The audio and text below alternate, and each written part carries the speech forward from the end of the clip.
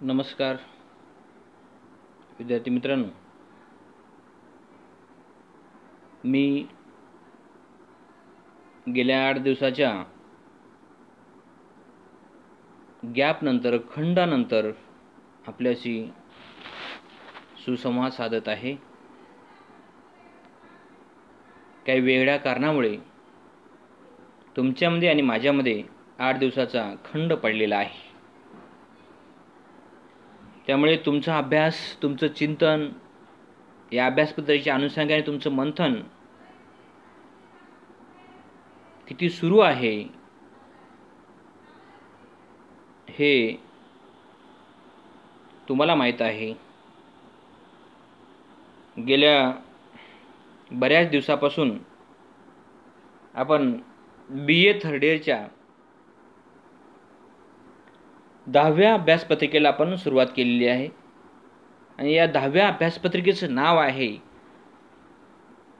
साहित्य विचार. मुलांनो, आपलं हे 5वं सत्र सुरू आहे आणि 5व्या सत्रामध्ये ऑप्शनल मराठीला 2 पेपर असतात. पहिला पेपर हा 9वा पेपर आहे. मध्ययुगीन मराठी वाङ्मयाचा इतिहास हा 9वा पेपर. ही 9वी अभ्यासपत्रिका ही मराठीच्या दुसऱ्या सरांकडे आहे. पुढची जी अभ्यासपत्रिका आहे 10वी साहित्य विचार, या 10व्या अभ्यासपत्रिकेला आपण गेल्या सव्वा महिन्यापासून आपण सुरुवात केलेली आहे. या अभ्यासपत्रिकेमध्ये एकूण 5 प्रकरणं आहेत आणि हे 5 प्रकरणं विद्यापीठाच्या परीक्षेत 40 गुणासाठी येणार आहेत आणि या 5 प्रकरणापैकी आपण 2 प्रकरणाचा विचार केलेला आहे. पहिलं प्रकरण तुम्हा सर्वांनाच अभ्यासपत्रिकेचं नाव आणि या अभ्यासपत्रिकेमध्ये कोणकोणते घटक आहेत, कोणकोणते प्रकरण आहेत आणि कोणकोणते कंटेंट आहेत बऱ्याच वेळेस मी सांगितलेलं आहे. तरी आज सुद्धा ओझरत मी सांगण्याचा प्रयत्न करतो.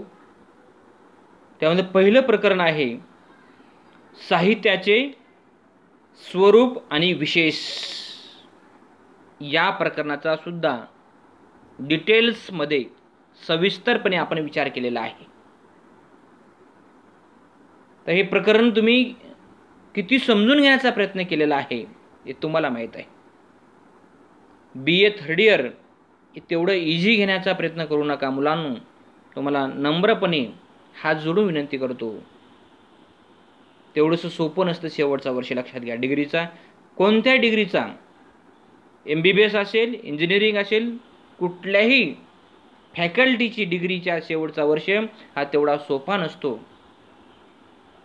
तुम्ही किती मनावर घेतलेला आहे, तुम्ही किती जवळ आलेला आहे या थर्ड इयरच्या अभ्यासाकडे, तो घटक तुमच्यावर अवलंबून आहे. आता आपण पहिल्या प्रकरणाचं मी आताच उल्लेख केलेला आहे. पहिल्या प्रकरणाचाही आपण विचार केलेला आहे आणि साहित्याचे दुसरं प्रकरण आहे साहित्याचे प्रयोजन भारतीय व पाश्चात्य. याही प्रकरणाचा आपण विचार केलेला आहे. आणि तिसरं प्रकरण आहे शब्दशक्ती विचार. या प्रकरणाचा आपण विचार करणार आहोत, आणखी केलेला नाही. त्यानंतर प्रकरण आहे भरताचे रससूत्र. याही प्रकरणाचा आपण विचार करणार आहोत. आजच्या ऑनलाईन तासिकेला एकूण जे 5 प्रकरण आहेत आपल्या अभ्यासक्रमामधले, या 5 पैकी आपले 2 प्रकरण झालेले आहेत आणि आज आपण तिसऱ्या प्रकरणाला सुरुवात करणार आहोत. आणि त्या प्रकरणाचं नाव आहे साहित्याची भाषा. अभ्यासक्रमातला क्रम या प्रकरणाचा आहे चौथा क्रम आहे, 4थं प्रकरण आहे साहित्याची भाषा. या प्रकरणाला आज आपण सुरुवात करणार आहोत. मुलांनो, पाहता पाहता आपण एकूण 5 प्रकरणापैकी आपले 2 प्रकरण झालेले आहेत. आज आपण 3ऱ्या प्रकरणाला सुरुवात करत आहोत आणि त्या प्रकरणाचं नाव आहे साहित्याची भाषा. आता तुमचा अभ्यास कुठपर्यंत आलेला आहे? तुमची किती तयारी झालेली आहे हे सुद्धा फार महत्त्वाचं आहे. तर साहित्याची भाषा या प्रकरणाचा आपण जेव्हा विचार करतो तेव्हा आपल्याला पहिल्यांदा भाषा समजून घेणं गरजेचं आहे. आता तुम्ही सर्व भाषेचे विद्यार्थी आहात, त्यामुळे साहित्याची भाषा ही कशी असते, साहित्याची भाषा म्हणजे काय, आणि एकंदर भाषा या कोणकोणत्या आहेत त्या सुद्धा समजून घेतल्या पाहिजे.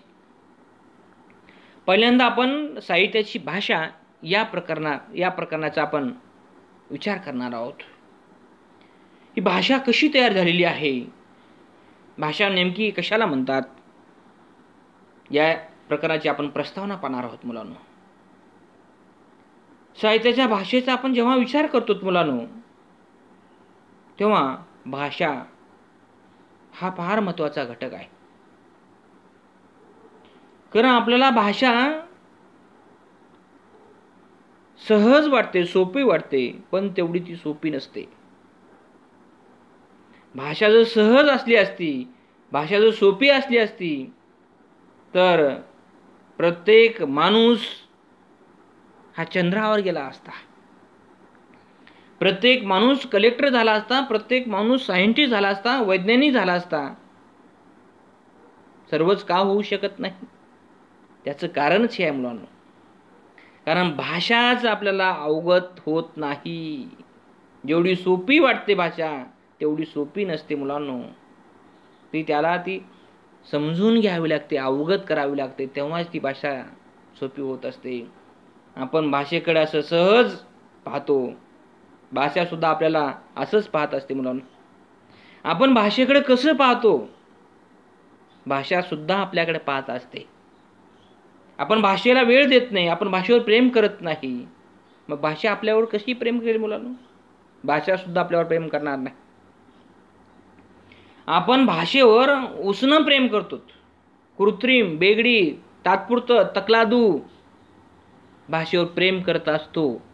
भाषा सुद्धा जशाच तशी प्रेम, टिट फॉर टॅट, जशाच तसं भाषा सुद्धा आपल्याला परतावा देत असते. म्हणून मुलांनो, आपल्या हाती काही लागत नाही. आपल्याला जर मोठं व्हायचं असेल तर आपल्याला भाषाच्याच माध्यमातून आपल्याला मोठं व्हावं लागणार आहे मुलांनो. आजपर्यंत जी माणसं मोठी झालेली आहेत, कोणाचंही उदाहरण घ्या तुम्ही, सध्याचे पहा, देशाचे पंतप्रधान घ्या, हिंदी भाषा आहे त्यांना चांगल्यापणे अवगत. आपल्या महाराष्ट्राचे मुख्यमंत्री घ्या, कोणाचंही उदाहरण घ्या तुम्ही, जी माणसं मोठी झालेली आहेत.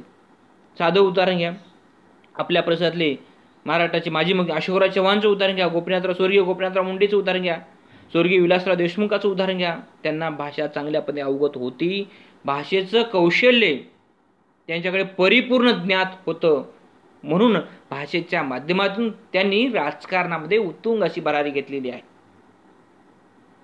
त्यांचं सर्व श्रेय हे भाषेला द्यावं लागते मुलांनो. भाषाच आपल्याला चांगल्या पद्धतीने बोलता येत नाही आणि लिहिता येत नाही, म्हणून आपण मागे आहोत. ज्या माणसाला भाषा उत्तम लिहिता येते आणि उत्तम बोलता येते, तो माणूस उत्तुंग असं यशस्वी पदाक्रांत करू शकतो. आपल्याला तेच जमत नाही म्हणून आपण मागे आहोत. आणि त्यातही आपण स्वतःच्या भाषेकडे दुर्लक्ष करतो. मराठीची भाषा आहे ही का मला येत नाही का? हो, येतच नाही. आपण आपल्या भाषेचे पाळमुळं आपण शोधत नाही, आपल्या भाषेत आपण तळ ढवळत नाही, आणि म्हणूनच आपल्या भाषेचे बारकावे सुद्धा आपल्याला माहीत नसतात. तर मुलांनो, आपण साहित्याची भाषा या प्रकरणाचा आपण जेव्हा विचार करतो, माणसाने भाषा निर्माण केली, माणसाने भाषा निर्माण केली आणि भाषेने माणूस घडविला. पहा मुलांनो, भाषेचा शोध, भाषेचा उगम, भाषेची निर्मिती माणसानेच केलेली आहे. माझं विधान लक्षात घ्या, माणसाने भाषा निर्माण केली आणि भाषेने माणूस घडविला. बघा, तुम्हाला तुमची जर जडणघडण चांगल्या पद्धतीने करायची असेल, व्यक्तिमत्व विकास डिझायर करायचा असेल, डेव्हलप करायचा असेल, भाषा महत्त्वाची आहे. भाषेशिवाय व्यक्तीचा विकास कदापि होऊ शकत नाही. आता भाषेकडे लक्ष द्यायचं का दुर्लक्ष करायचे ते तुम्ही ठरवा मुलांनो. आणि म्हणून भाषा व्यक्तीच्या जीवनातला अत्यंत महत्त्वाचा घटक आहे. जेव्हा आपण साहित्याच्या भाषेचा विचार करतो तेव्हा आपल्याला भाषेचा सुद्धा विचार करावा लागतो मुलांनो. नंतर मग साहित्याच्या भाषेचा विचार करावा लागेल मुलांनो.